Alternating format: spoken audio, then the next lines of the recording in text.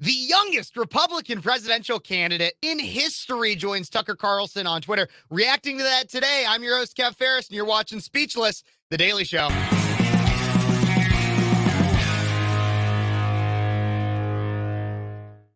Hey, everybody. Welcome back to Speechless, The Daily Show. I'm your host, Phares. It's a fun Friday episode here. We're going to cover a lot of fun stuff today through Vivek Ramaswamy's interview with Tucker Carlson on Twitter. But first, I want to remind everybody, if you like what you see, don't forget to like this video, subscribe to the channel, comment on what you think about anything that I have to say, and share this video with your friends. So, to give a brief introduction, Vivek Ramaswamy is working his way up as a rising star in the Republican Party as a presidential candidate, the youngest presidential candidate in Republican Party history. So the youngest Republican presidential candidate, not the youngest ever, at 37 years old. He's an incredibly intelligent man. I actually had the opportunity to meet him in Florida last month. Very intelligent, very smart, very well-spoken, and very fun, I'll tell you. I mean, there's been videos circulating of him rapping the song Lose Yourself, and he's leaned into it a lot, and he has a lot of fun. And he's, like I said, a very intelligent person. And he joined Tucker Carlson on Twitter yesterday was when the video was posted. And I know in the past I've said I don't plan on doing a bunch of reactions to every Tucker Carlson on Twitter video. I haven't. I've done some to clips from like his one with Andrew Tate and everything. And I know some people just want to watch the interview in full, but not everybody's accustomed to going on Twitter to watch videos. So I try to post them here and do reactions to them as to give my own spin on the interview itself and the things that are said. But if you do want to watch the interview unabridged, uninterrupted, everything like that, I get it. And I will be posting. It'll come up probably right up there. I'll post the link so you can click right on that. I'll even put it in the description of this video if you want to watch it without any commentary. But I will provide my commentary for those that want to see it. So Tucker Carlson brought on Vivek Ramaswamy on Twitter just yesterday. And so we're gonna start off with the video, and obviously there's an intro and everything that he does. Very excited to see it. But don't forget, please like this video, subscribe to the channel, support the page if you can in any way through a super chat or a thanks. I'd really appreciate it. You can also comment anything that you're thinking about. I'm your host, Phares, and I'm a 22-year-old conservative college student from Central Illinois. If this is the first time you're watching me, I'd really appreciate supporting the channel in any way. But let's get right on to it. Vivek Ramaswamy joining Tucker Carlson on Twitter. Let's just see what he has to say. I haven't watched any of it yet, so I'm really excited to see what this very intelligent young guy has to say. The government absolutely lied to us. The 9/11 Commission lied. The FBI lied. There's a federal case of victims on 9/11 that want accountability. Well, I like it so far. And so I'm going to interrupt here a few times every once in a while, but gosh, everybody lies to us. Good start. I don't think they would have come for me if this was false. What do we know about Hunter Biden's dealings? What do we know about the truth of what happened on January 6th? What do we know about that Nashville shooter manifesto? Yes, we can handle the truth. Just give me the hard truth. It feels like we're on the cusp of chaos. Oh, there's something going on. I mean, I think we're like in a 1776 moment in this country. We are driving Russia further into China's arms as we arm Ukraine, further strengthening what I see as the single greatest military threat. We are dependent on a tiny island nation off the southeast coast of China for our entire modern way of life. I will not send our sons and daughters to die over somebody else's nationalistic dispute. End the Ukraine war, reduce our economic dependence on China, weaken the Russia-China alliance. I'm not sure what is controversial about any of that. They're a dumber group than the foreign policy Republicans. Where are we now? There's a deeper void and vacuum that we have to fill with an affirmative alternative vision of our own. And that takes courage. The first Republican debate of the season is less than a week away. It's next Wednesday in Milwaukee. We have no idea what's going to happen there, of course. But one prediction we can confidently make is that a man called Vivek Ramaswamy is likely to make an impression, a political outsider with a complicated name who is unaccountably rising in the polls. Who is this guy? Is he a BS artist? Is he for real?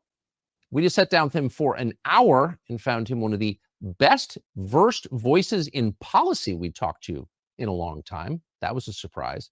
This is a conversation worth watching. Here it is. Vivek, thanks for joining us. It's good to be here. So you, the other day, made a comment about 9/11 in which you suggested that the U.S. government had not been wholly forthcoming about what happened that day, that there had been lying by the federal bureaucracies. That seems obviously true.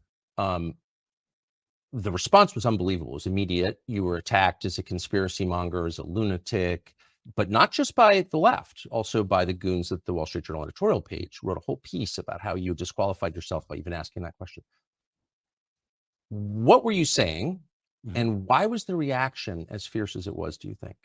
It was fascinating, Tucker. I've had many of these moments in the campaign where they said, this is the campaign ender. This is over. He just blew it. This is one of them. So this is like the fourth or fifth of those.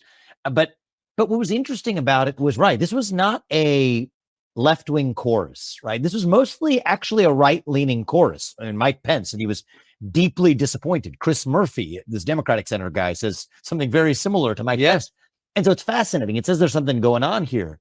So in fairness, Tucker, I didn't suggest it. I explicitly said that the government absolutely lied to us. The 9/11 Commission lied. The FBI lied. Now, is this a core point of my campaign? No, it's not. I actually went on a comedy show where some guy asked me, was the moon landing fake? I said, I think it was real. Then he asked me, did the government tell us the truth about 9/11? I said, no, they did not. So in response to a question, I'm going to answer honestly. Yeah. And the thing I had in mind was the facts. There's this guy, Al-Bayoumi. Now, rewind back to 9/11 and the pre-9/11 day. Think of how ludicrous this story is. A 42-year-old graduate student, and there's nothing wrong with being 42 and going back to school. My dad went back to school much later in life, but he's a 42-year-old graduate student who receives two of the terrorists who flew planes into buildings in the United States of America, not that long later, receives them at the airport in LA, takes them to his house, spends lots of time with them, integrates them into the community. But the account for what he said happened was he met them randomly at the airport. That doesn't make much sense on the face. Kind of happened to be at LAX and no, exactly. You guys and from hey, Saudi. You look like guys we might get along with, and then suddenly become fast friends at the airport, so much so that he takes them up. So it's a little suspicious. But hey, the 9/11 Commission and the FBI looked into it, and at the time they said his account is accurate. Yeah, it sounds legit. It sounds super legit, right? Now, there was some hanging out at LAX. These guys came from Saudi Arabia. Does this guy who received them have any ties to Saudi Arabia? That's where they landed. But now, 20 years later, in 2021 and 2022, the FBI quietly declassifies documents. And they have to. 20 years later is the deadline. That suggests that, oh, wait a minute. They did know, actually, that this guy was a Saudi intelligence operative. Interesting how that works. Just slips that right under there 20 years later. Now, there are real consequences for this right now because there's a federal case of families of victims on 9/11 that want accountability, that are determining answers. So they're suing the Saudi government. And the case turns on whether or not this is true. Because those attackers were from Saudi Arabia. The Bush administration, you'd have the 9/11 Commission, bipartisan. You have the fact of the FBI, CIA, everybody saying that, no, this guy was really just acting independently here. But now we say is a Saudi intelligence operative. There's really the question of whether the Saudi Arabia owes damages to these families. So this is a relevant question. So is this the main point I'm focused on in my campaign? No, I'm not. We have to focus on the future of the country. But if I'm asked a question and I answer honestly based on the facts, I don't think they would have come for me if this was false, if this was ludicrous. Of course. Lying is never punished. Lying is never punished. But it's speaking the truths you're not supposed to speak. That's what actually attracts the immune response, the anaphylaxis. But why? Okay, so real quick, a few things I want to point out is Vivek talks about obviously the 9/11 thing. I've covered that on this channel before. You can go check that out on my YouTube. I covered when he talked about that, and I think it was actually amazing because he's asking questions and he's providing a reasonable skepticism that a lot of average Americans have. The first thing I want to point out is how when he starts discussing his attackers, people that attacked him for coming out and saying these kinds of things with Mike Pence and some Democratic governor, and I think that really shows the divide that we currently have in the United States, right? What we have in the United States is a divide not of Republican and Democrat. There's a little bit of one between like liberal leftists and conservative, yes, but no, I think the biggest divide that we have is establishment and politician versus your average person. Right? Your establishment, you're a politician. That's why you have Mike Pence and this Democrat governor. And then even what he talks about how the bipartisan commission back in the day that's what we had, was an entirely establishment. But now you have people, and a lot of it enabled by Donald Trump, who are willing to come out and ask these questions, and they get attacked simply for asking questions. He didn't come out and say, well, what he came out and said, the only definitive thing is that the government lied to us. I believe the government lied to us. He didn't come out and say which lies he claims that they made, or what exactly was a lie, or what's true and what's false. All he said was the government lied to us, which is something we know the government does. I am a firm believer the government actually lies to us more than it tells the truth. I firmly believe that. And all Vivek did was come out and say, hey, I believe the government lied to us. And then you have Mike Pence, who says, you're a conspiracy theorist, you're bad. You have Democrats that come and say, you're a conspiracy theorist, you're bad. Why? Because they're the establishment. Because they are a part of the establishment. And there's different theories on where Vivek came from and what people think about him and where some of his money comes from. But he makes a valid point. In this instance, he makes a valid point. The government lies to us. The establishment, which he doesn't explicitly say, but the establishment will come after you for saying that the government lied to us, because the establishment are the people that lied to us. And they're the people that continue to lie to us because the establishment thinks we're stupid. And that's why people on both sides of the aisle can get behind the idea of saying the government is trash, because they lie to us. And I think a lot of it, why do we have this? Why do we have it so that so many people are starting to realize, hey, it's not Republican versus Democrat. It's not even as much conservative versus liberal. It's establishment versus me and you. Why? Because of the media. And not the mainstream media. Your Fox News, your CNN, your MSNBC aren't going to say it the same way. Heck, you even saw in there that mainstream media like the Wall Street Journal went after Vivek for simply asking questions and for raising skepticism. No, it's the social media. It's because of things like this, like what I'm doing right now. It's Twitter, it's Facebook, your ability to connect with other people. It's alternative media like me here. It's with Cities 92.9, a local radio station, me here on YouTube talking to you. That is why we are now able to have a reasonable skepticism. In 2001, everybody got their news. There was no smartphones. We were on the precipice of receiving that. Social media and computers was just a budding technology. I was, sorry to age anybody out there, but I was only like a year old.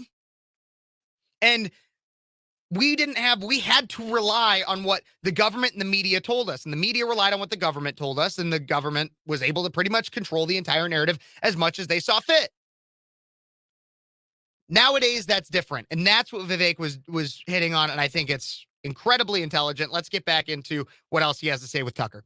I mean, you made I thought a really wonderful point in one of your responses to this, in which you said it's not okay for the government to lie to us, period, in a democracy. It's poison, and it corrodes the system that we revere, democracy. So, but why would the Wall Street Journal take time out of its busy schedule of defending low capital gains taxes to attack you over this? You know, what's interesting is I think that there's a bipartisan consensus in this country right now that we, the people, we can't handle the truth. Yeah. It's like Jack Nicholson at the end of the movie, right? Yes. You can't handle the truth. You need me on that wall.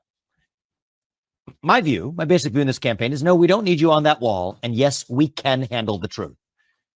COVID-19, what was the origin? What did we know about the vaccines before we mandated them? What did we know about Hunter Biden's dealings before we systematically suppressed that story? What do we know about the truth of what happened on January 6th? What do we know about that Nashville shooter manifesto, the transgender individual who shot up a bunch of people in a Christian school? That's why I went to Nashville not that long ago, because Bill Lee, a Republican governor of Tennessee, now wants to pass a red flag law in Tennessee without releasing that manifesto. The whole point is the public can't handle the truth. And so I had offline discussions. I mean, we're talking with, big donors in the Republican Party, big folks in media, executives and otherwise, who said, hey, listen, okay, even if what you're saying is true, this is not helping you. You say, why is that the first question that should go through my mind, right? I mean, personally, I think the way I'm running this campaign is I'm not thinking about what's helping me or not before I say it. So far, at least that approach does seem to be helping me. Yes. We're doing all right. But even if I weren't, I'd rather lose some election than to play some political snakes and ladders of what we're supposed to say. And I think that that's really one of the questions at issue today, as it was in 1776. Do we believe that the public can be trusted with the truth, whatever the truth is. Just give me the hard truth. I mean, I have a friend of mine, her father died recently. She talked about actually her experience of her father having heart attacks even when she was a kid. He went on to live as far as he did. But she said the one thing she just wanted from the doctors, from her dad, et cetera, is, she's 12 years old at the time. I can handle the truth. Just tell me, like, is my dad going to die? Is my dad likely to die before he goes in for the next procedure? Don't just tell me he's going to live because you think that's what I need to hear. Just tell me the truth and I can handle the truth. I think most of us are this way. I think we as free human beings, what makes us human beings and not animals is the belief that we can believe in something bigger than ourselves and that we can handle the truth from those who are in power. And I think that's the moment we live in today. It was the moment of the American Revolution, that we, the people, can be trusted. And I think we now live in a moment where the government, and not just the government, but a broader establishment in our country, believes that citizens of this nation cannot be trusted with the truth. So when you describe the way that people, I want to, before he gets into the next question, I don't know if this is what he's going to ask, but my biggest question is, why do they believe that people cannot handle the truth? And I think Vivek touches on it a little bit, and I'm going to try to answer that question. My belief is that to them, their lies are so necessary that they believe that the entire world, the entire system will collapse. That everything will just fall into chaos. And this is there's the Joker. I don't know if you guys have ever seen The Dark Knight, one of my favorite movies of all time. In The Dark Knight, the Joker says, here's the quote, I pulled it up here. I just did what I do best. I took your little plan and I turned it on itself. Look what I did to this city with a few drums of gas and a couple of bullets. You know what I've noticed? Nobody panics when things go according to plan, even if the plan is horrifying. If tomorrow I tell the press that like a gangbanger will get shot or a truckload of soldiers will be blown up, nobody panics because it's all part of the plan. But when I say that one little old mayor will die, well, then everyone loses their minds, introduce a little anarchy, upset the established order, and everything becomes chaos. I'm an agent of chaos, he says. Oh, and you know that little thing about chaos? It's fair. And so that's what I believe. I think that's what I think is why do they continue to lie? Why do they believe that their lies are necessary? Because everything needs to go according to plan. Everything needs to they have a plan. The establishment does. I don't know everything that it has to do. We can theorize. And that's some of what I do here. Theorize based on the evidence given because we don't get told the truth. But they have their plan, and to them, if the littlest thing goes off plan, then it's chaotic. It's chaos. They want a controlled chaos. They want to know what you think, know what you do.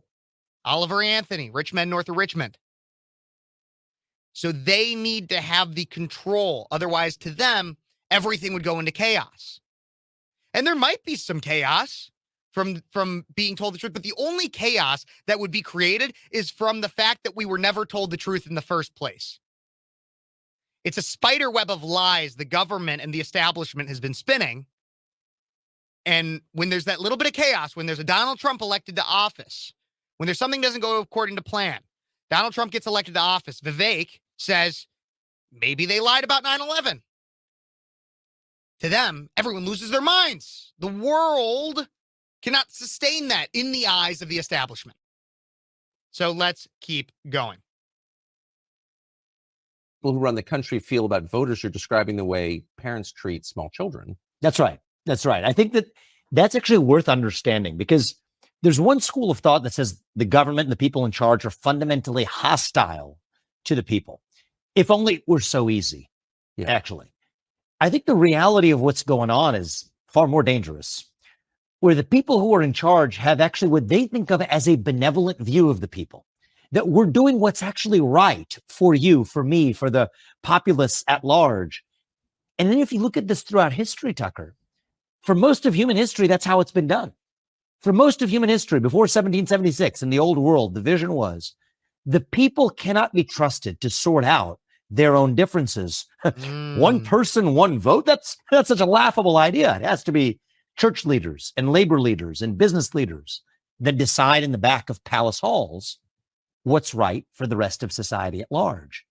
And then we had this weird departure in 1776 that said, no. Actually, we the people can be trusted in a system where every person's voice and vote counts equally, with free speech and open debate in the public square, whatever it is. Sometimes we might get it wrong. Sometimes we get it right. But whatever it is, that's the way we do things in this new thing we call the United States of America.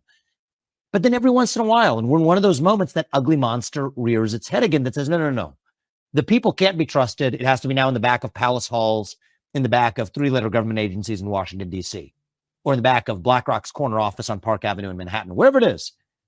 It's that the enlightened have to make sure that the public is protected from the truth, just like a parent protects a child. And I think it's that parental instinct. It's not the kidnapper's instinct, right? It's not the guy who wants to, kidnap and kill the child. No, it's actually almost what they think of as being the instinct of a parent who's doing for you what's better for you than you know for yourself. And I think that's what gives it actual staying power, because it's not what somebody thinks of as evil who's committing evil. They think of it as actually a moral obligation to the public, which explains the bipartisan nature of when somebody speaks the truth about what really happened on 9/11. Exactly. No, hush, keep that under the rug. Exactly, because Republican or Democrat, we know that the people can't be trusted for that. It's not good for the people. The children are listening. Lower your voice. The kids are listening. Yeah. Do you get the sense as you travel the country, talk to people, speak, that we're on it feels like we're on the cusp of chaos? I think we're on the cusp of something. I'd like to think of it as a revolution in a positive sense of that word. I think that, I try to be an optimist at times. You feel like this is... Oh, there's something going on. Yeah. I think we're like in a 1775, spring of 1776 moment in this country, actually. I think that people are hungry. Now, the form I want to see it play out in is reviving those shared ideals that unite us, that set the nation into motion in 1776, that I think are innate to our nature as human beings, as Americans. I think that there's a hunger for a revival of those ideals. That's where we are. But there's a lot of ways that energy could go. The way I would like to play my small role in helping channel that energy, it's not all going to be done by the US president, but there's a role to play, is to channel that energy towards a positive revival of that which unites us across our diverse attributes or divides. But if it doesn't go that way, there's a dam that's going to break and the river's going to go somewhere. I hope it leads towards a national revival rather than, other places where this could go. How concerned are you about a real economic reset in the next year? Quite concerned. I think that 2024 is going to be a year where it's not going to take a lot of guts for me to make this prediction, because I'll tell you why it's easy to make. We're on the cusp of a major economic downturn next year. We live under conditions of a deeply inverted yield curve. I mean, these are topics that may put people to sleep, and so we don't have to Can you explain get into it. Yeah, I mean, it's basically you would expect in the long run, right? Long run interest rates on long run bonds are higher compared to interest rates on short run bonds, because there would be higher risk of being repaid back. That's how things are supposed to work. There are a wide range of factors that can occasionally cause that to tilt in the other direction. We're in one of those conditions right now, where the interest rates on short-term bonds are significantly higher than they are on long-run bonds. And every time that's happened in the last 40 years, that has predicted a recession that followed in the year or so that came later. And there's lots of complicated reasons for why, and economists can debate it. But what's not debatable is that that's exactly what happens. That's where we are now, which is why I think in the calm before the storm, Biden will put up low unemployment numbers. Well, that misses the point that we have a deeper structural deficiency, where our real problem is there are twice as many jobs open as there are people looking for work. Right. That's the actual deeper structural failure as it relates to the labor market. People have stopped looking for work. People have stopped looking for work. Absolutely. I mean, people are being paid more, or have been habituated more to staying at home than to go to work. People also don't have the skill sets required to actually show up to work, because they have four-year college degrees that were subsidized by the U.S. Department of Education, without actually having the skill sets that many employers badly need in order to grow their business, whether it's a big business or a small one. The inflation numbers, they'll point to saying, hey, the rate of inflation is coming down. Inflation's cumulative. Things are still 16, 20% more expensive than they were in 2020, and wages have not gone up in the same way over the same period. And so there are deep structural issues with our economy. I mean, the national debt, interest payments are going to be the biggest portion and line item of the federal budget very soon. But I think that short-term numbers that we look at right now belie the reality that we're going to have a reckoning. I think that reckoning is likely going to, the timing of these things is hard to predict, but I think that likely reckoning 2024 could be a pretty good prediction for when So that's coming. but that's not just an economic story. I mean, people have psychologically, I think, a very hard time moving backward. Yeah. I want to touch on something real quick because obviously, like he said, that kind of talk and economic talk can get boring to a lot of people, but it's something that we should be paying attention to specifically because if you're like me and your price of gas, your price of groceries, your possible taxes, everything like that has gone up recently, then I think 2024 in the short term is something to keep an eye on, like he said, and it very well could be that we are. I honestly believe that we're in a recession right now. We can get into that in a different show or anything, but here's the thing that I think is so important about this is a lot of times people are like, Kevin, why are you maybe not as pro Trump as another conservative? Or Kevin, why do you have issues with some of these older people in office like Trump? Or even, despite the fact that he might seem like, and he is a lot more energetic. My reasoning is because of things like this. Because the conversation when you have I think it's like 60%, 60 to 70% of Congress is in like their 50s. I don't know the exact percentages, but I do know. So the average age of a member of the House is 57, and the average age of a senator is 62, with the average lifespan of an American ranging between, I believe, 72 to 75. That means that that our representatives are primarily looking at within the next like 10-ish years. Well, I'm 22. I still have a good 40 to 60 years left on this planet. I want to think about the state of our economy more than just 5 to 10 years down the line. Not to mention the fact that many people in Congress, both House and the Senate, are pretty much set economically for the rest of their lives because of the way that our system allows them to be pretty much set for the rest of their lives. But so that's why I like hearing from Vivek, because Vivek is not just thinking about what 2024 is going to mean or what 2028 is going to mean.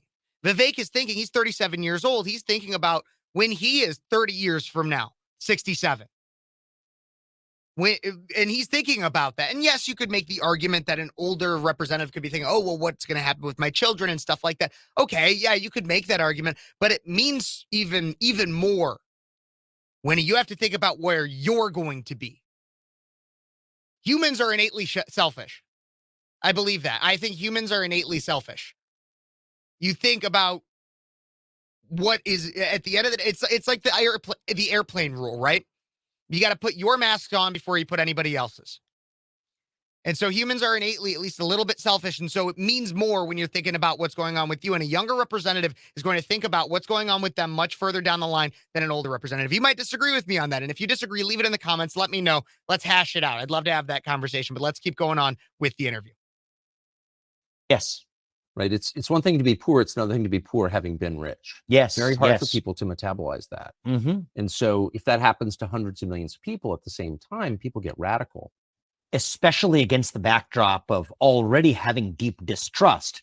Right. In my opinion, appropriately deep distrust in our existing institutions, including the government in this country.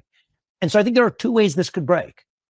Right? Sometimes you go through hardship and you're strengthened by that hardship. I'm just thinking about it as an individual in my life. Like I've gone through a hardship in my life. My father's been through hardship. In each of those cases, that led us to become stronger for having gone through that and did things that we otherwise would have never done, created things in the world that otherwise would have never existed.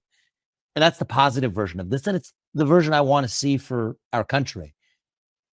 But there's a very different way this could break too. I think that if we don't channel that frustration in a direction that creates something anew, right? A sort of reincarnation of our American experiment, which is what's going to be required. Then I think this ends the way that many other revolutions do, is not the creative kind, but the destructive kind. And I think the economic collapse calamity that I think recession, at least that's coming, could just be the catalyst.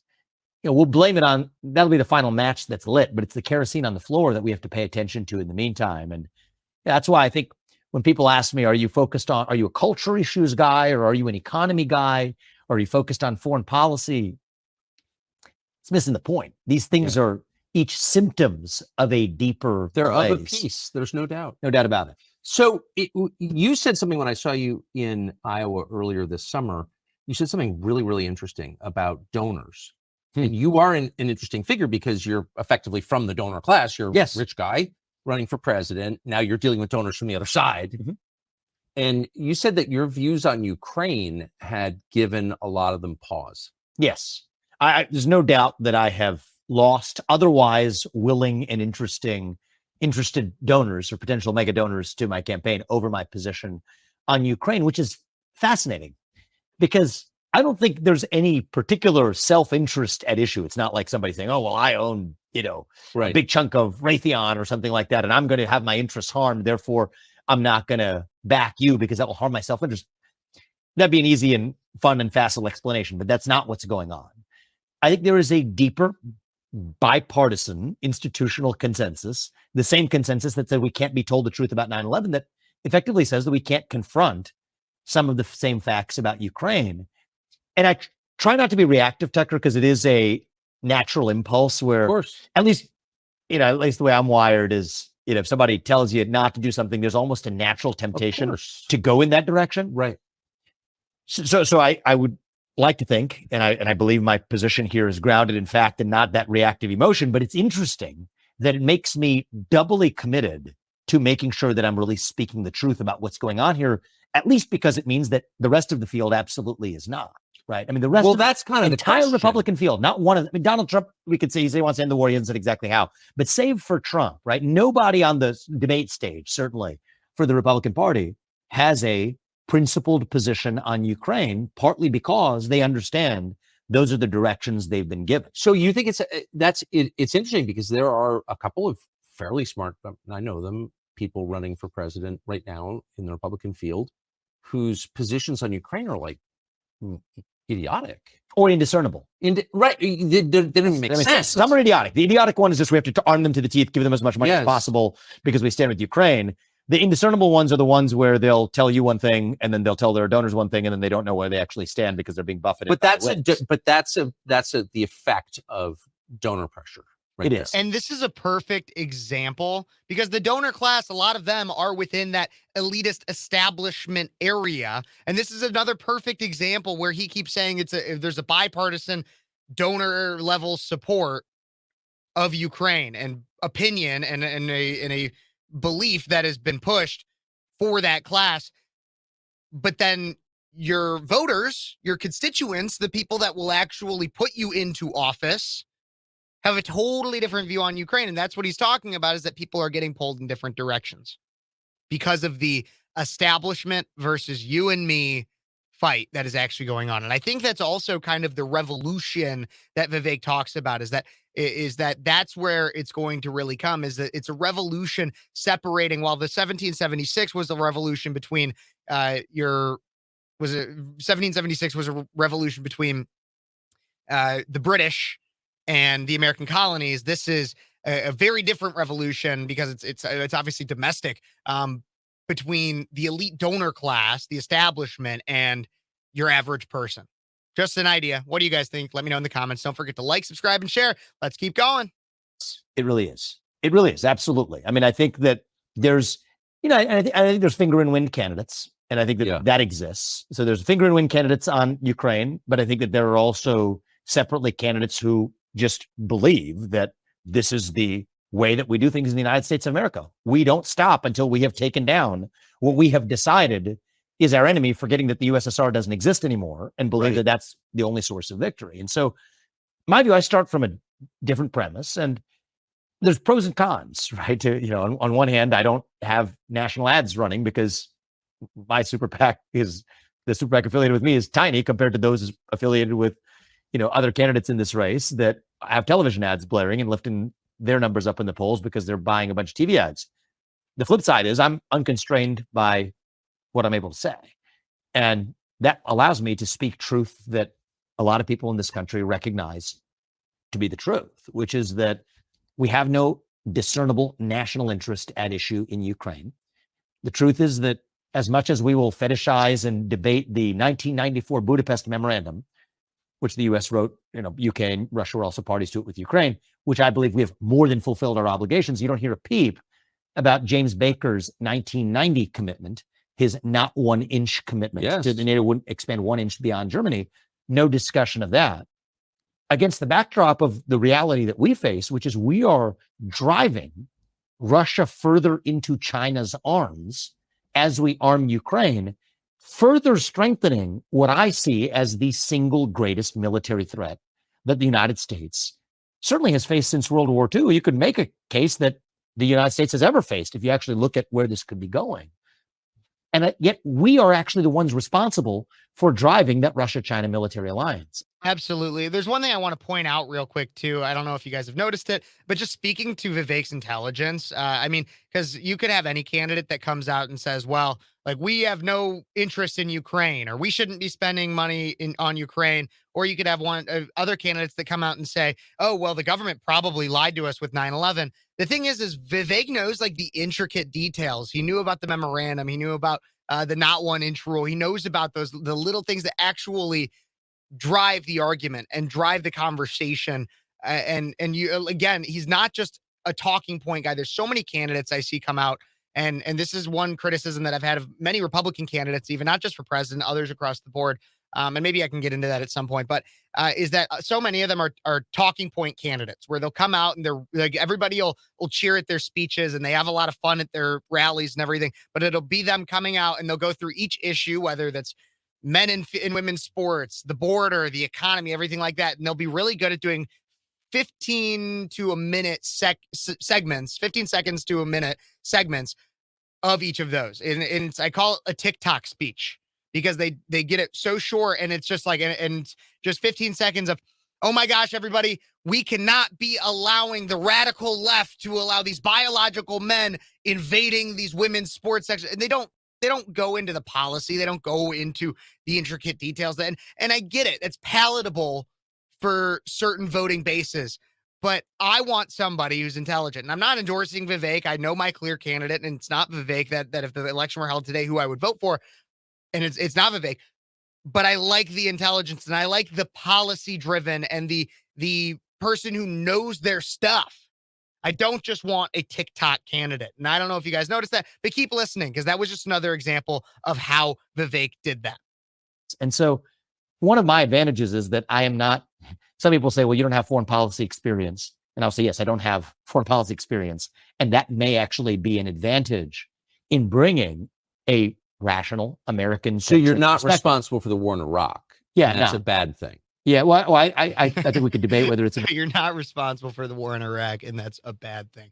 See, here's the thing is that's interesting, and I don't know if Vivek will say this, but the majority of candidates do not have foreign policy experience. The only branch of government that actually has authority, constitutional authority, to have serious foreign policy experience is the executive branch. So you do not have any candidate who says that they have foreign policy experience unless they were the ambassador of the UN, the president, or someone in one of those bureaucracies or three-letter agencies. They highly likely did not have real foreign policy experience. You'll have candidates that'll claim, oh, well, when I was in Congress, I voted for aid or against aid to the war in Ukraine. Or they'll say, well, I went and visited this leader. Well, the thing is that they actually didn't do any real foreign policy. That's not actual policy. Meeting with a foreign leader or approving aid is not actually foreign policy. That's domestic policy because you're approving domestic funds to be sent into a foreign nation. The people that have foreign policy experience are the president, the UN, and anybody, for the majority of people within the executive branch. Those are the people that have you will only have foreign policy experience if you're within the executive branch. So just so you know, that's something to listen for throughout the campaign. Bad thing or not, but if you break the car, you don't turn over the keys to the guy who broke it. That's what I would say. And so, I think that we are on our way to Ukraine turning into another Iraq or another Vietnam all over again. Except this time, I think it could be worse because there's nuclear weapons at issue. Mm-hmm. There's an alliance with China, an economy that we depend on for our modern way of life that's also at issue. And the irony is, I think a lot of people today believe that somehow world leaders make their decisions by analogy. So Xi Jinping is going to say, oh, well, because Vladimir Putin walked away with a piece of Ukraine that he didn't have, that somehow means that by analogy, I'm going to be judged more favorably if I go after Taiwan and walk away with a piece of Taiwan that I didn't have. When I basically don't think that's how autocrats or any global leader should, or at least does, make decisions. To the contrary, I think what's actually more likely to happen is we're going to put Xi Jinping in a more likely position to go after Taiwan sooner because he knows that Russia's in his camp because they're in a more solid alliance. There's nothing we can do about it. Yeah, on Taiwan, you mean? Yeah. Yeah, I mean, I think that that's mostly right. Now, my view is this is also another heresy that I think have recently managed to cross last night, which is that I think our commitments to go to war in that situation, or to at least even militarily engage in that situation, should change if it's before or after we have semiconductor independence in this country. Well, yeah. I mean, I think so. So right? I agree with you completely. Yeah.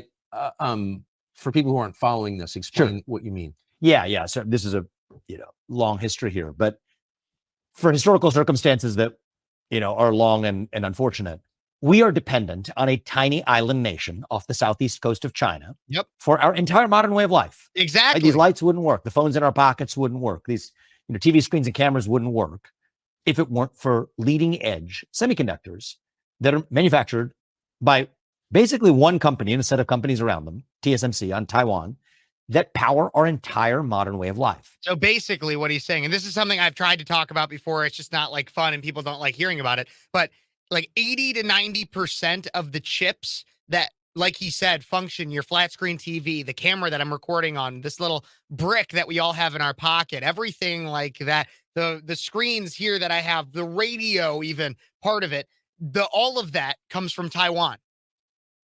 And so if China were to invade Taiwan, this is why I'm like, I get so mad that everybody's so freaked out about Russia and Ukraine, is because the real threat is if China takes over Taiwan, China could essentially have control over the world market of technology.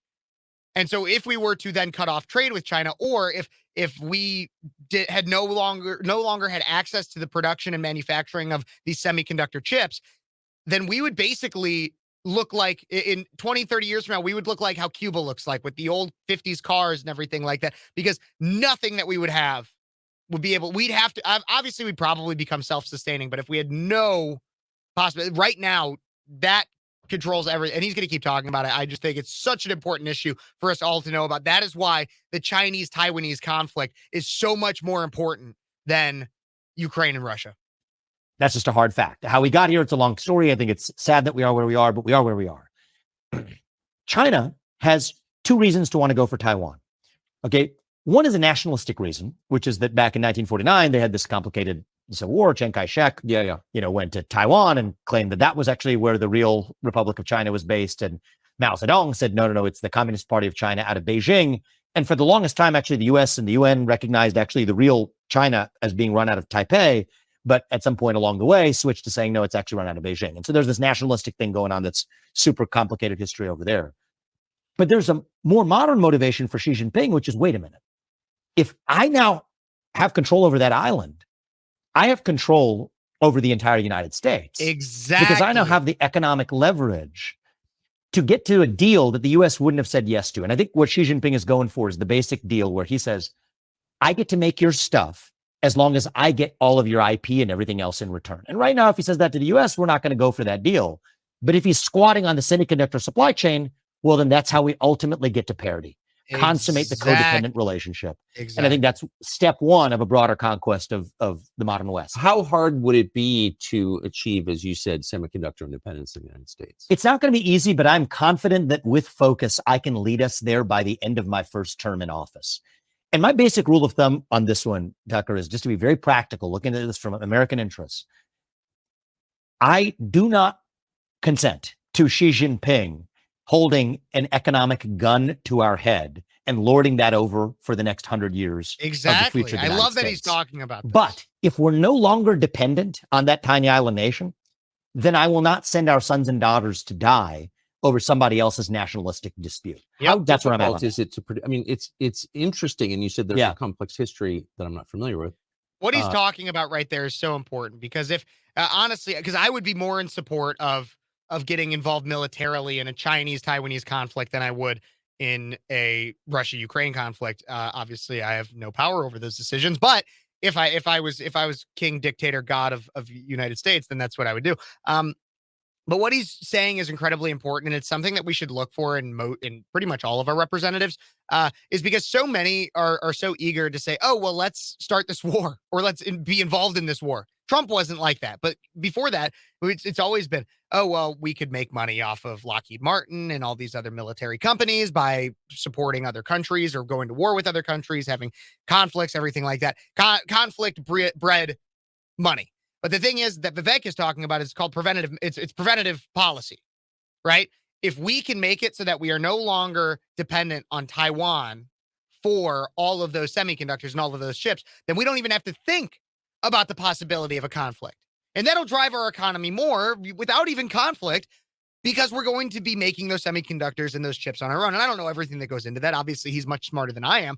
But I like that idea, the idea of preventative policy, where we don't have to worry about B if we focus on A. And you could put that into other things. I guess you could kind of say that Trump did a comparable idea in terms of the border is we don't have to worry about further problems such as rampant drug use and drug smuggling, human trafficking, everything like that, if we just secure our border from this point. It's preventative policy. You don't have to worry about the ends if you cut off the means. And we should look for politicians that are much more willing and open to doing so because they're likely less corrupt. Behind it, but how complex is it to build your own semiconductor? It's complicated because Great a lot of it relies on know-how. So it's not just raw production capability, but it's the know-how of how you actually make it. And so I think that requires pulling people from, TSMC in Taiwan to the United States. And I think that that's something that we should be intensely focused on right now.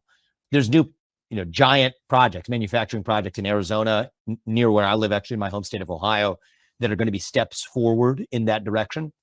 I also think that, like it or not, a relationship with South Korea and Japan is going to have to play a role in speeding up our semiconductor self-reliance as well. Samsung is the next best leader. It's not even an American company. After TSMC, there's like a big jump down. Then it's Samsung. Then there's a big jump down. And there's Intel and everybody else here. So I think that it's going to require, and I don't like multilateral trade agreements, but if we're going to have to do them, let's keep it bilateral. Bilateral agreements with Japan, with South Korea. That's a big part of what's going to be required. And so my view is, let's think about first term in office as it relates to this dimension of foreign policy and the Ukraine war on terms that help pull Russia out of China's hands. That's going to require rebuilding a lot of trust. I think I'm up for that job. And I believe that Putin can trust us to follow our self-interest as long as we trust him to follow his. Reopen economic relations with Russia, freeze the current lines of control, make a permanent commitment that NATO will not admit Ukraine to NATO. But in return, weaken, if not disband, that Russia-China alliance. I'd get India back on side. And, if there's a guy who's going to rebuild trust with India, it better be a guy with the name Vivek Ramaswamy who might be up for that task. But, getting India on side to say, you know what, we're going to be making sure that in a conflict situation in Taiwan, that we're at least on side with the United States. But then more importantly, get semiconductor self-sufficiency in the United States, reduce our economic dependence on China.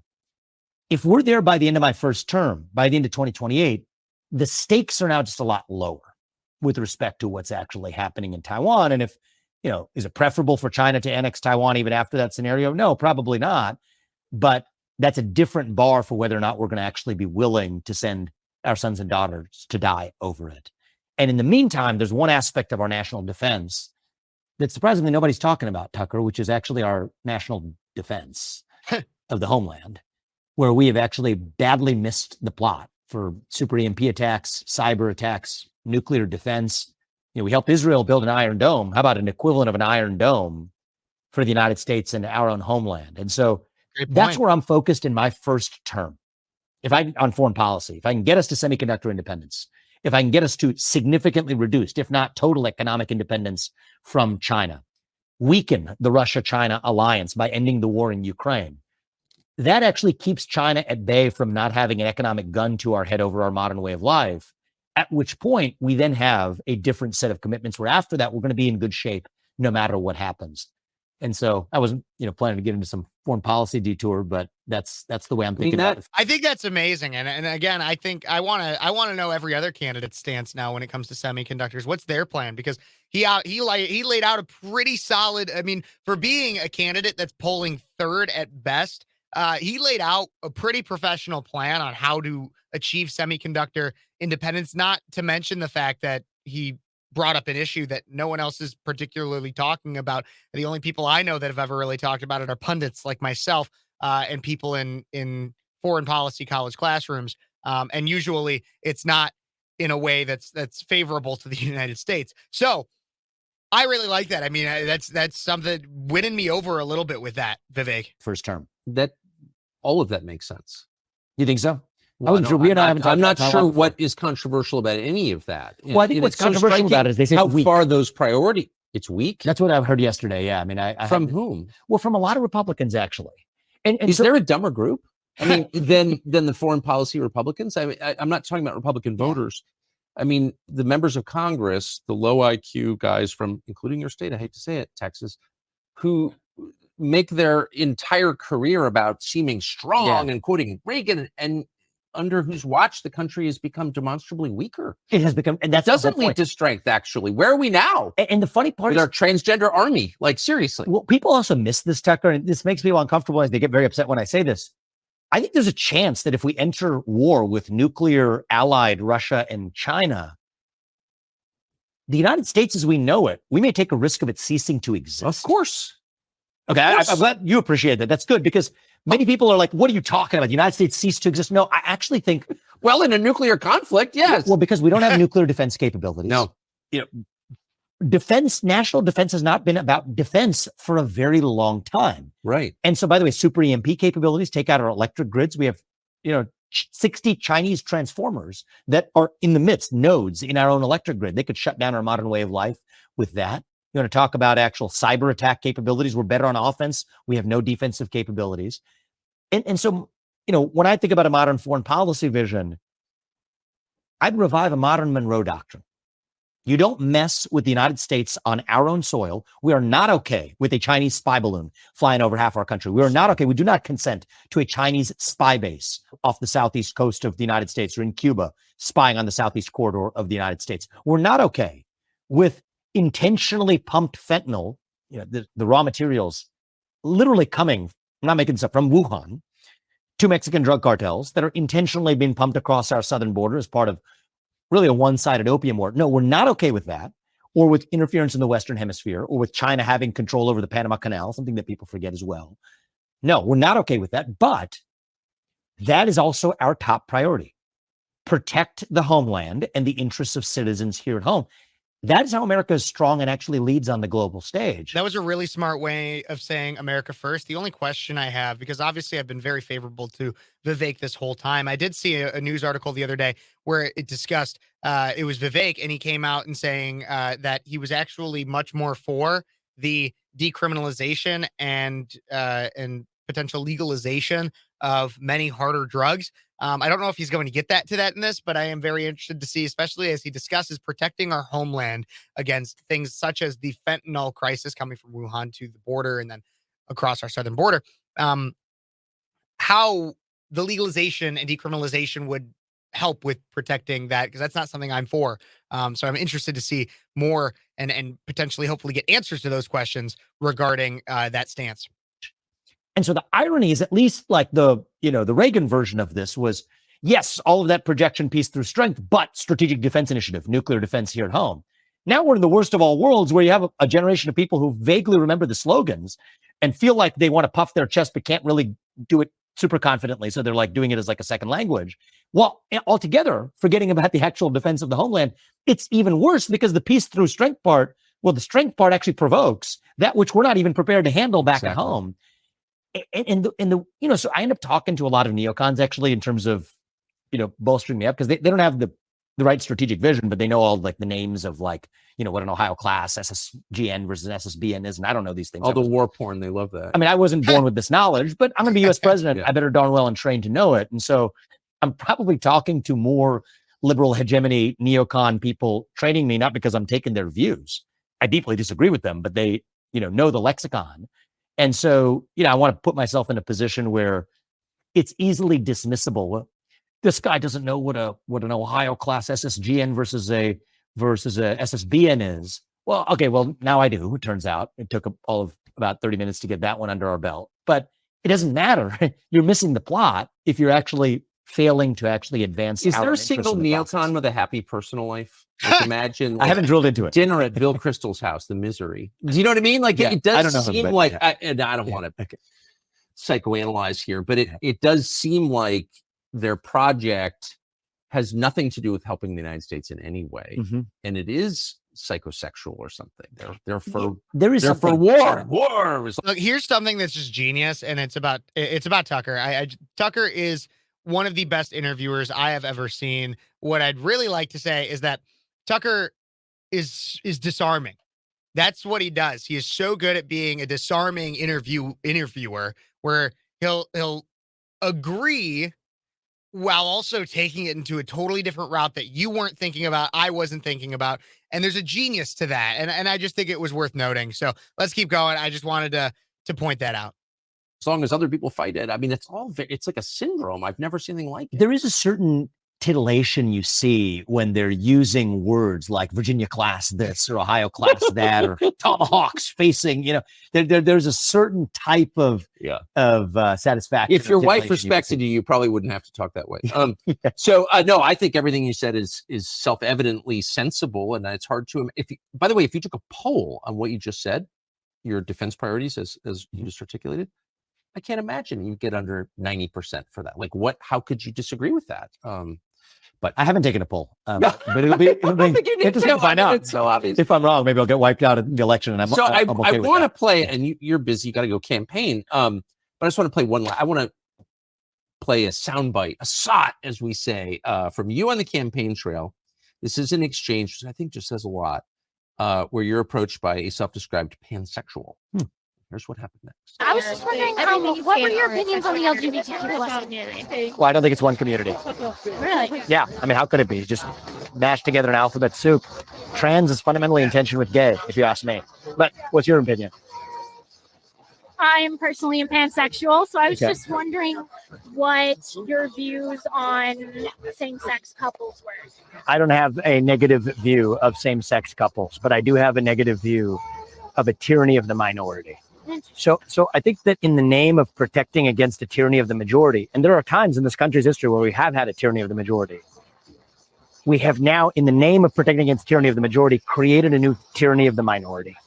And I think that that's wrong. I don't think that somebody who's religious should be forced to officiate a wedding that they disagree with. I don't think somebody who is a woman who's worked really hard for her achievements should be forced to compete against a biological man in a swim competition.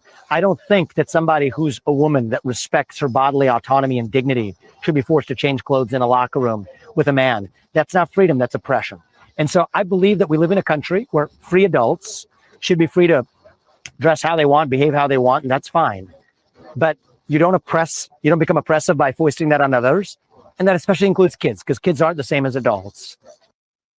It's just a beautiful answer in so many ways, but I just want to parse your initial answer. 3 parts about it I love. She comes up and says, what are your opinions in the LGBT community? First, you question the premise of the question itself. How is it a community? Trans is fundamentally in tension with gay, as you say. That's not a community. I agree with that. Second, you're completely calm and you explain yourself. And third, you say, what's your opinion? Yeah. And you throw it back to her. But to the first thing, trans is fundamentally in tension with gay. I've not heard anybody say that in public. What do you mean? Well, I mean, first of all, it's just starting with the L and the G. Most lesbians don't like gay men and vice versa. But then now you keep adding. I don't think you can say that. It's too true. And you sort of like further start playing this out. Wait. Trans is this totally weird separate thing. That's like, so like, you're just like mashing this like alphabet soup just to create an us versus them destruction of modern order. Sorry, I should say I someone in the studio is nodding. Who would know? What you just said is true. It's the truth. I mean, really. And so the truth is, let's just take, I mean, we could have a lot of fun with this one, but just take some of the suppositions here and see if this logically makes sense, right? Like one of the suppositions in the gay rights movement, which, I'm totally open to this, but it's just partly of how we created gay rights in this country, is that the sex of the person you're attracted to is hardwired on the day you're born, even though there is no gay gene. Now, if you make it one movement, the LGBT movement, that's the same movement that also now says that your own sex is completely fluid over the course of your life, even though there is a definitive sex chromosome. Like, you can't believe these two things at the same time. They're fundamentally nonsensical. It's nonsensical. And so that's what it reveals. What's going on, Tucker, is that these are cult-like belief systems, right? Because if it's a religious cult, then you don't have to, you don't have any obligation to logic if you're subscribing to a religion. And the worst religions are the ones that fail to recognize themselves as religions. I think religion can be a great thing. You and I are both pro-religion, pro-faith, if we recognize that we're actually exercising faith. But the most dangerous religions of all are those that claim to be secular, but are actually religious in their conviction. And one of the ways you can smoke out that it's religion is just these inherent tensions that then you give it a flag, then you give it a symbology, you give it an idol. The first idol was not good enough, the rainbow flag. Then they had to make the trans flag, the upgraded version, the golden idol. They started with the silver one.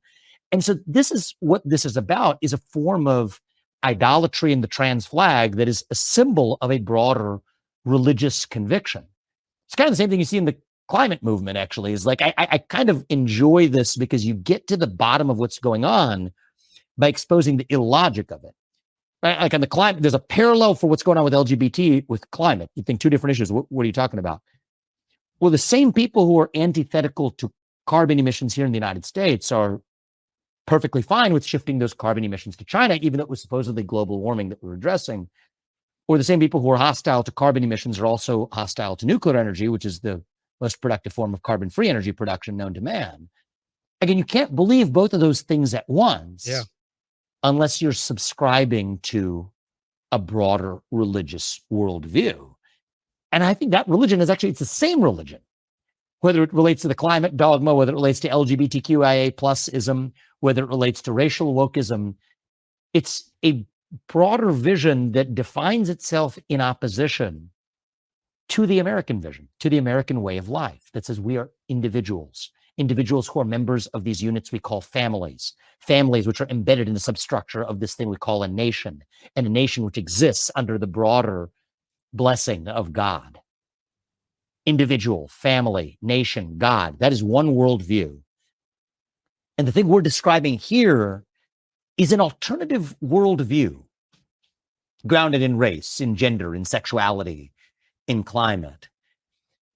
And one of the things that I feel for some of the people who subscribe to this religion, I somewhat felt for this woman, right? She wasn't, there are others like her. There's another one actually at the Iowa State Fair who had similar beliefs that did not comport him or her or they self, whatever this individual was, in the same civil manner that this woman did. He had a cowbell and was ringing and was antithetical to having conversation. This woman at least was having a conversation. I kind of felt for her because what I saw in her eyes was she's not an evil person who's trying to be a crusader for some faith to put the other side out of business. Those people exist. She was just lost, actually. Right? I don't know if it was harder to see on the camera, but I was face to face with her. And when I see that, it's why I also thanked her. I said, thank you for being civil in your exchange. And I'll give you the same courtesy in return. I mean, she was early 20s, best my guess. She's lost. There's a void there. Yeah. Right. So I asked her the question back. There's a blank stare you get in a response. It's almost the same blank stare as if I ask most young people on a given day, what does it mean to be American? It's that same blank stare. That's the void. It's like a deer in the headlights. And I think that this is our moment, our duty, our job as leaders. It's the job of the next US president, might be the most important one of all, to fill that void with an answer to the question of what does it mean to be an American? What does it mean to be you? What does it mean to be an individual rather than riding a tectonic plate of group identity? What does it mean to be a member of a family, a nuclear family with a mother and a father that by definition brought you into this world? What does that mean? What does it mean to be a citizen of this nation? Not some nebulous, vague global citizen fighting climate change. No, but a citizen of this nation on this land with these ideals. What does it mean to believe in God, to be a nation under God? I think that's our moment. And I believe that if we fill that void with an actual affirmative vision, we will dilute these other poisons to irrelevance. They are symptoms. They're symptoms of a deeper cancer. That cancer itself is a void, a black hole. Fill that void with an actual affirmative vision of who we really are. That's got to be how we win. And the thing that frustrates me most, actually, about the Republican Party, Tucker, isn't even the neoconism in our foreign policy, and I mean, it frustrates me deeply, but this feels solvable through an alternative set of policies, right? I can go do deals on a global stage, and let's hope I'll be successful if I'm in that seat. I think I will. But this is actually the deeper challenge. You can only stand up with the spine abroad or in an economy or whatever if you at least first know who you really are. Mm-hmm. And I think that is the far more difficult question. It's not going to happen through policy, but somebody. It doesn't have to be a U.S. president. It could be it could be someone who has a media outlet. It could be a religious figure, but it could be a parent. Maybe it's not one person. Maybe, which is where I think the real answer is going to be. Maybe it's going to have to be leaders in the different spheres of our lives, each stepping up and speaking with conviction to the question of answering who we really are. And here's something that I want to point out real quick, because I speak a lot to Vivek's obvious intelligence, but let's just break down where this interview has gone. There's only about 2 more minutes left in it. But I just want to break down exactly how this interview has gone. It started off with him defending his take on government lying against the proposed critics, intelligently, again, very intelligently, logically. And then he went into the economy and the state of the economy.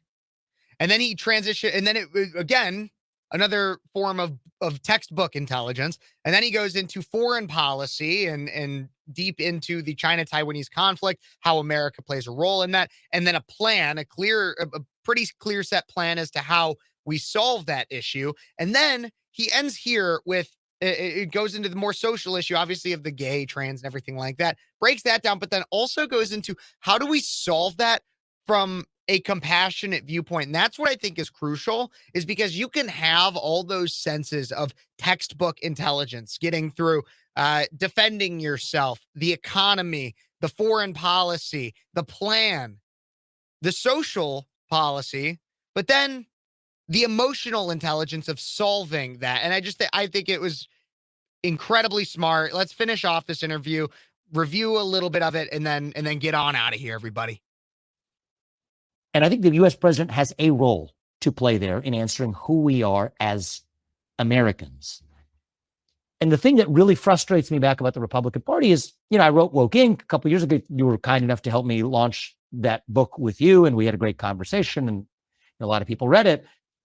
And then the Republican Party starts reciting memorized chapter and verses from, not just my book, but maybe others like it, but mine included, but without actually knowing like what they're even talking about. They understand the word, they're uttering the words, but they don't really understand the phenomenon they're addressing, which stops you from actually getting to the true solution, which is actually understanding that there's a deeper void and vacuum that we have to fill with an affirmative alternative vision of our own. That takes courage. That takes vision. That takes some level of imagination of what is actually possible. You don't have to imagine it too much. It's been true for most of our history, so you can maybe just draw from that. That's how I do it. I don't want to reinvent the wheel. Let's maybe just borrow from the people who set this thing into motion. They had a pretty good idea of what they were doing. But that's what this moment calls for. And either we rise to that occasion and we take that 1776 spring spirit and we channel it into a revival of that once more, or else we will be the Israelites lost in the desert asking to go back and be ruled by the Pharaoh. And that's exactly what this nation is otherwise on a march to actually towards being ruled by, quietly becoming a people of sheep so our government can be a government of wolves. That's a perfect analogy. It is a Vivek perfect Ramaswamy, thank you very much. analogy. Good luck at Jeez. the debate. Thank you. Amazing stuff. Amazing stuff. As always, out of Tucker Carlson on Twitter. If you missed any of that, feel free to either go back in my video or go to the bottom in the description, and you can watch the full unabridged, unedited version of that interview from Twitter. But a few things I want to end on, just food for thought. First off is the idea of a lost American identity. And I'm definitely gonna be mulling that one over a lot after this. What does it mean to be an American?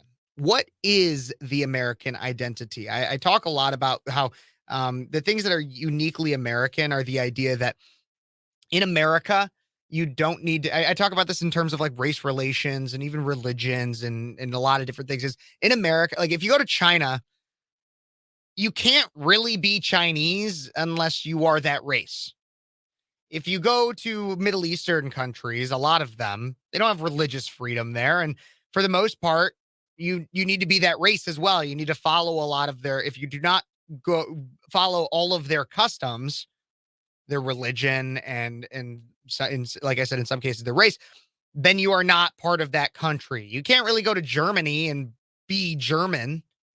You can be a German citizen, but you can't necessarily be German. Anywhere else in the world, you could go there, but it doesn't make you a part of anybody, though, from any of those countries that I listed in any other country can come to America and become an American. But what does that mean? What is the American identity? You know, I think it is important. While I believe heavily in religious freedom, and obviously we don't need to have a nationalized race, that'd be insane. But what does it mean to be an American? Then, if we're not going to have race, because, again, we shouldn't have a national race, we shouldn't have a national religion, anything like that. But what does it mean to be an American? I feel like we've drifted so far away from that. We obviously used to have at least the cultivated understanding as a society that we all need to be proud of our nation, but we don't even really have that anymore. We have people that crap on America because they're free to do so in America, but they don't have. But what is there that makes everyone uniquely American? What is it? Because it can't just be a piece of paper. It can't be that. What is that? Let me know in the comments what you think. The American identity. What do you think about anything that Vivek said? Very interesting person. Highly unlikely is going to win the presidency this time around, but let's see, somebody to keep an eye on. Likely a person that will take either a cabinet position, maybe even a vice presidency role. Who knows? But keep an eye on him. Very smart guy. Let me know what you think about him, what you think about him in comparison to other candidates, what you think about what he had to say, China, Taiwan, the economy. Did the government lie about 9/11? What do you think happened with 9/11? Who knows the answers? Not me. I'm just looking for them in every crevice that I can find. But thank you guys so much for tuning in. Don't forget to join me on Sunday for my live stream of my radio show. I'll cover a lot of things from the Friday dump. Of the news and anything that might be of importance from the last week. Thank you guys so much for tuning in. Don't forget to like, subscribe, share, and comment. Really appreciate it. God bless you. God bless America. And thank you for watching Speechless, The Daily Show.